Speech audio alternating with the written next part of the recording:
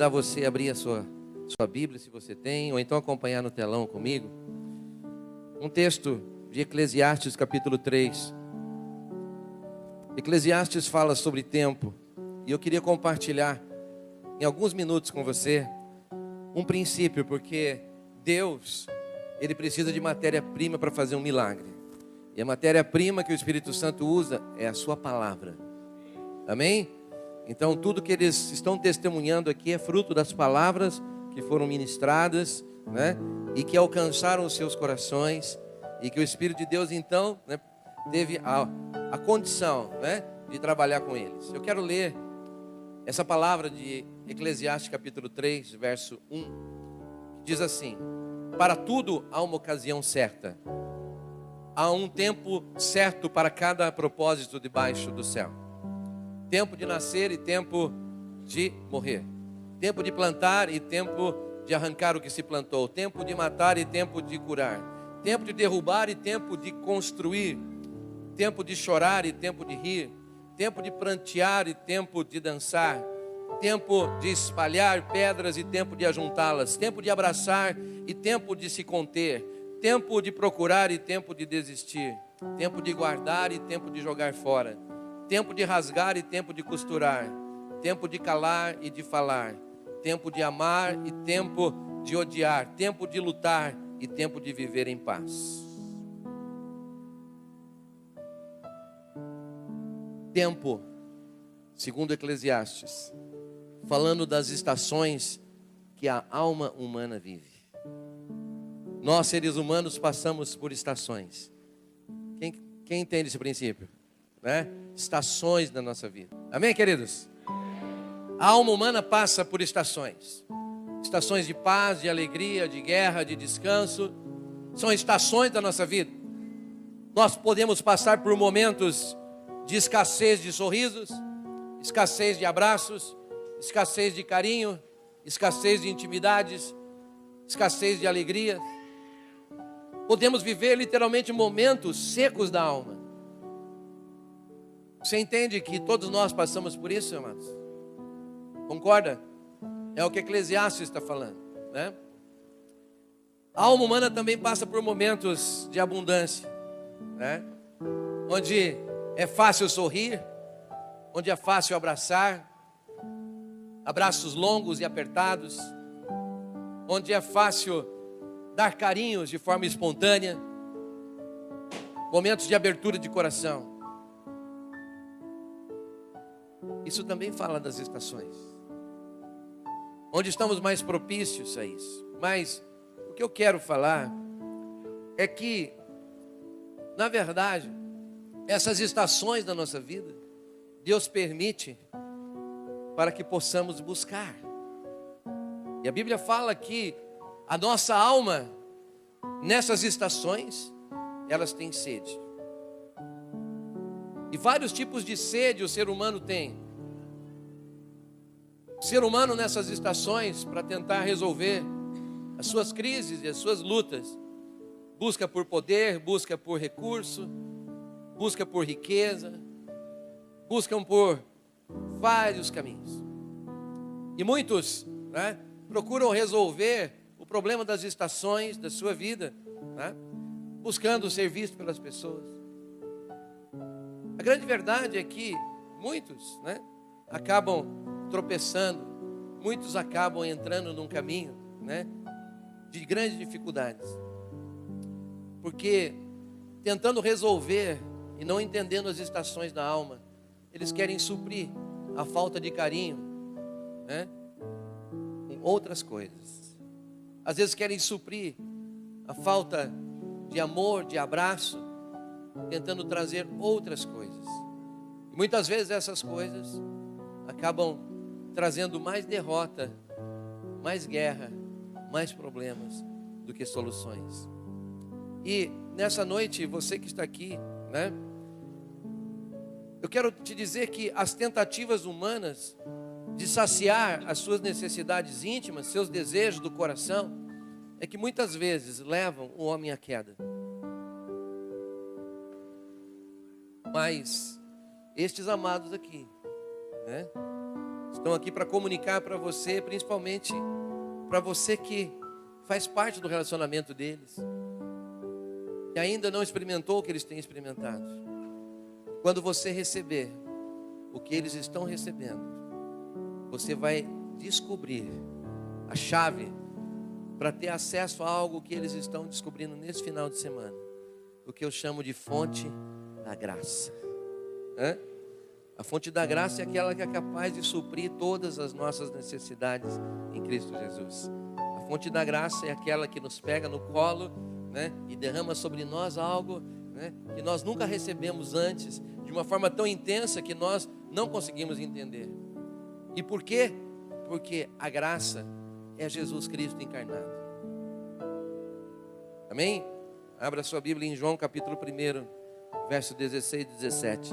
Você vai entender isso. João, o Evangelho de João diz assim, que todos recebemos da sua plenitude. Todos nós recebemos da sua plenitude, graça sobre graça. Pois a lei foi dada por intermédio de Moisés, mas a graça e a verdade vieram por intermédio de Jesus Cristo. Ele é a verdade, Ele é a graça encarnada. Quem aqui nessa noite quer aprender um pouquinho sobre isso? Você quer receber disso? Quer beber dessa fonte? Quer conhecer desse Jesus maravilhoso? Eu quero dizer, amados, que ali um pouquinho, caminhando em João capítulo 4, no verso 10, Jesus fez uma resposta a uma mulher.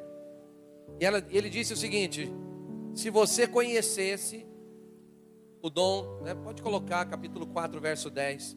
Jesus lhes respondeu: se você conhecesse o dom de Deus e quem lhe está pedindo água, você teria pedido e ele teria lhe dado água viva.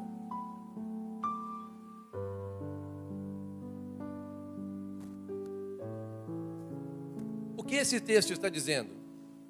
As águas de Deus fluem da verdadeira e a única fonte, que é Jesus Cristo. Se você já ouviu essa história, eu quero rapidamente contextualizar. Essa é uma mulher chamada samaritana. Jesus estava passando em Samaria e parou num poço ao meio-dia. E essa mulher veio naquele horário para buscar água. E a água que ela estava buscando era para resolver o seu problema diário momentâneo, mas dentro dela, ela estava numa estação da vida dela, numa estação seca. Sabe o que é uma estação seca? Eu creio que todos nós sabemos. Quando a nossa alma entra numa estação seca. Uma estação seca é quando a nossa alma está sedenta por respostas. Quando a nossa alma está sedenta por direção. E essa mulher aqui, ela estava sedenta, por algo que nós hoje, pela graça de Deus, ouvimos aqui, que foi derramado sobre vocês. Essa era uma mulher que era sedenta por perdão. Como esses jovens que estavam aqui, que por anos odiavam e queriam exercer a vingança com as próprias mãos. Mas na verdade eles não sabiam que eles estavam sedentos para conhecer o perdão, mas não sabiam como. Mas nesse final de semana, vocês puderam conhecer o perdão.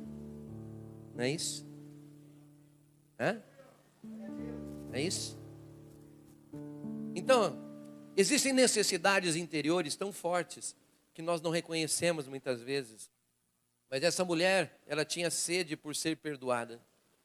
Ela tinha sede por aceitação. Sede por uma mudança de vida. Porque, no caso dela, ela era uma mulher considerada vulgar. Uma mulher considerada sem caráter. Uma mulher que já tinha 5 casamentos. E o homem que ela morava e estava convivendo não era o marido dela. Então, essa mulher, ela tinha uma sede. Porque ela ia todos os dias numa fonte natural. Mas ela nunca era saciada. Sabe por quê, querido? Porque a sede dela não era apenas de água. E talvez, meu querido, olhe aqui para mim. Talvez você que está aqui nessa noite, a sua sede também não seja sede de água para beber, mas sede por aceitação, por perdão, por libertação de um pensamento, de um pecado, de uma atitude, de um vício, de uma tentação que faz você sempre cair e pecar. Jesus declarou, ali nas bem-aventuranças, no capítulo 6, bem-aventurados os que têm fome e sede de justiça. E o que é isso, querido? Talvez você saia da sua casa todos os dias para encarar os desafios de trabalho, de negócio, para sustentar a sua casa, para pagar suas contas, para prover a sua família. Mas o seu coração anseia por mais do que isso. Está faltando algo, está faltando alegria, está faltando propósito, está faltando entusiasmo, está faltando força, está faltando determinação. Talvez a sua vida esteja naquela monotonia, no ponto morto, sem nada de novo extraordinário acontecendo. E todos os dias você repete essa rotina diária, mesmos lugares, as mesmas pessoas, o mesmo papo, a mesma conversa, os mesmos problemas. Mas voltando para a mulher da fonte, as suas necessidades mais profundas poderiam ser saciadas ali naquele encontro com Jesus. E foi o que aconteceu. E ela foi liberta da primeira dor que ela tinha, que era ser liberta do pecado, do adultério. Porque quando encontrou Jesus, Jesus revelou a vida dela por completo. E aí ela pôde então ser liberta do pecado, ser liberta da angústia da prostituição, ser livre do desespero de uma vida sem paz. Isso só foi possível porque ela teve um encontro com Jesus.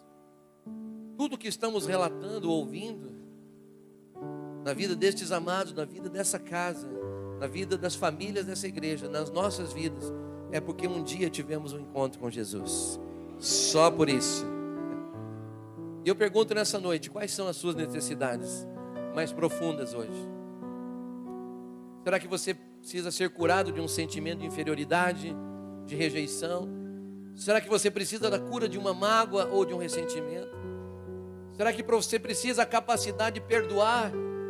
Você tem tentado e não consegue? As pessoas que te feriram, te ferem, te magoam? Não sei, querido.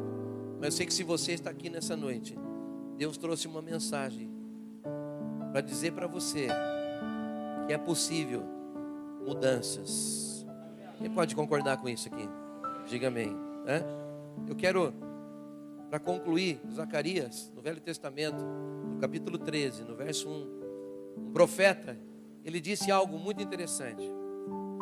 Ele falou profeticamente a respeito do futuro, dizendo que naquele dia, capítulo 13, verso 1, naquele dia, uma fonte jorrará para os descendentes de Davi e para os habitantes de Jerusalém, para purificá-los do pecado e da impureza. Um pouquinho mais para frente, no capítulo 14, esse mesmo Zacarias, no verso 8, olha só o que ele diz. Ele fala novamente naqueles dias, ele está se referindo aos dias que estamos vivendo hoje. Naquele dia, águas correntes fluirão de Jerusalém, metade delas para o mar do leste e metade para o mar do oeste. Isso acontecerá tanto no verão como no inverno. O que esse profeta está dizendo? Ele está dizendo que independente das estações que eu e você vivemos, se você está numa estação de inverno, de verão, de outono, de primavera, as fontes do Senhor continuam a jorrar. Ele está dizendo que as fontes do Senhor não são atingidas pelas intempéries de uma estação. Sabe o que quer dizer isso, querido? Que a provisão da cura, que a provisão da restauração, que o milagre que Deus tem para a tua vida não depende do que você está vivendo agora, na estação que a sua alma se encontra, na estação que o seu coração se encontra.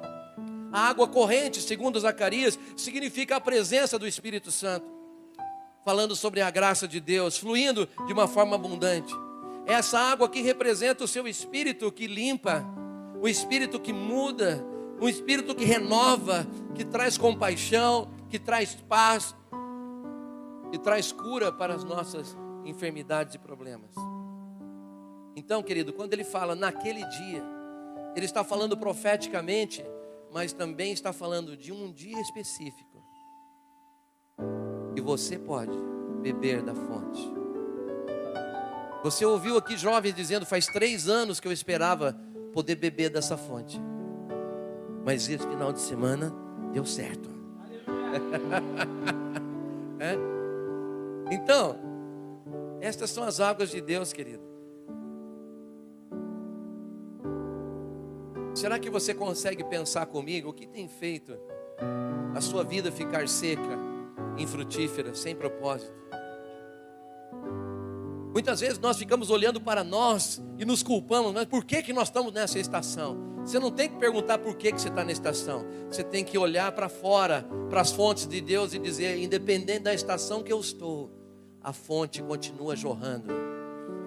E eu vou beber dessa fonte. Eu vou receber as respostas.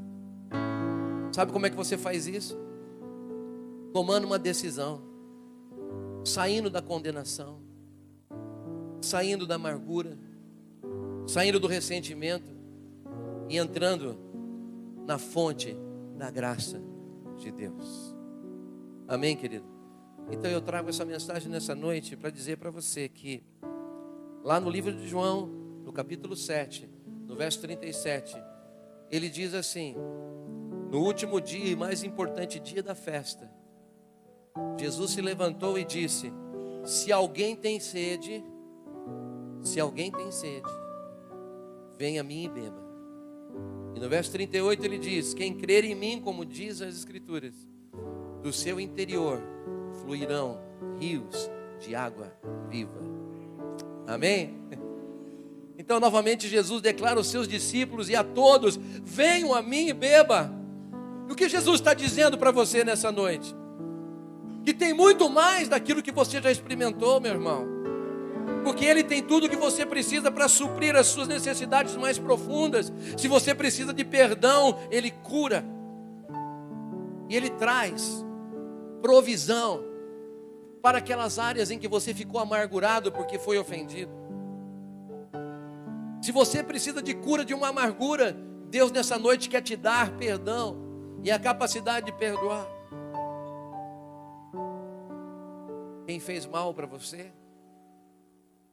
Talvez você não tenha uma situação tão grave como essas que foram relatadas aqui de assassinato, mas você vive com sentimento de vingança contra pessoas dentro do teu coração. E a Bíblia diz que é muito fácil nós assassinarmos pessoas no coração. Quantas pessoas talvez estejam vivendo aqui essa crise, essa dor?